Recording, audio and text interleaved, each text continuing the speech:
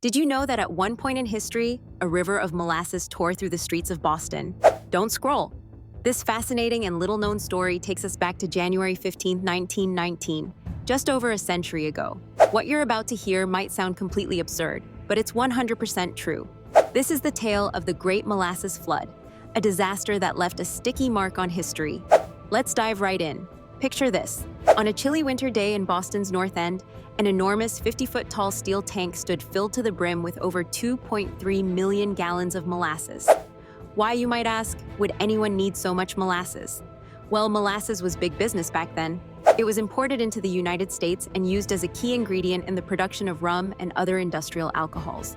With World War I wrapping up, industrial alcohol was in high demand for the making of munitions. Business was booming, or so it seemed. But here's the catch. The tank was built in a hurry, cutting corners every step of the way. There were whispers that the seams leaked from day one, and local residents even gathered with buckets to collect the dripping molasses for their personal use.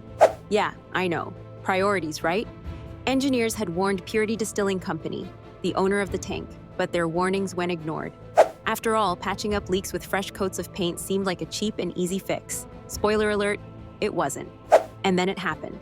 At approximately 12:30 p.m., disaster struck. Witnesses reported hearing metallic groans and a series of loud cracking noises. Without much warning, the tank erupted violently, releasing the massive wave of molasses into the city streets. The wave was estimated at 25 feet high and traveled at speeds of up to 35 miles per hour. Can you even imagine? It smashed through homes, crumbled buildings, and tossed steel rail cars aside like toys. Tragically, 21 people lost their lives, and over 150 others were injured in the chaos. Eyewitness accounts paint a surreal and almost cinematic picture. Some people describe the molasses tsunami as a loud brown tidal wave. Horses were caught and stuck in the sticky mess, debris floated helplessly, and rescue efforts were nightmarishly slow. Just think, how do you clear a flood when everything around you is literally too sticky to move? One bystander, a Boston firefighter, recalled being swept off his feet and dragged over 100 feet by the force of the syrupy wave. Others told stories of being encased in molasses to the point where it became nearly impossible to breathe. The immediate aftermath was utterly horrifying. And the cleanup process? Let's talk about that. It took months to remove all the molasses from Boston streets. Workers used salt water and sand to scrub the sticky residue off cobblestones, doorways, and sidewalks. According to reports, the entire city smelled faintly of molasses for years to come. Imagine walking around Boston and still catching whiffs of syrup every time it rained. No, thank you. But here's the kicker. The Great Molasses Flood wasn't just an oddball historical anecdote. It brought major changes to construction safety standards.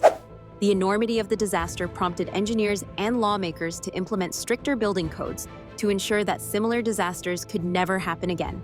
Companies were held more accountable, and the event became a case study in civil engineering education worldwide. You might be wondering, did anyone face legal consequences for this molasses mayhem? Oh, there was plenty of finger-pointing. Purity Distilling Company argued the event was an act of God, while lawyers for victims doggedly refuted that claim.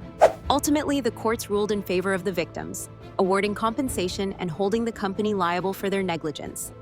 Today, the Great Molasses Flood remains one of the weirdest and most unexpected moments in history.